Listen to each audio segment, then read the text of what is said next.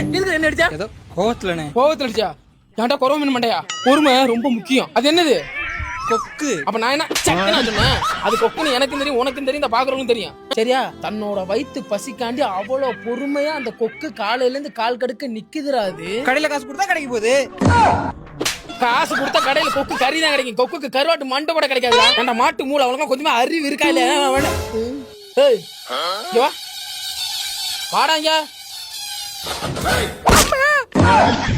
என்னயா அங்க பாரு. உன்ன மாதிரி நாயினாலதான் அவங்க மாதிரி ஆளெல்லாம் கஷ்டப்படுறாங்க. சாரிண்ணே, இனிமே இந்த தப்பு நடக்காதுண்ணே. போடா.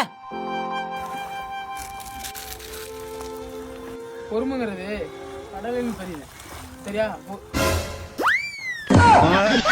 அன்பு நன்றி கருணை கொண்டவன் மனித வடிவில் தெய்வம்.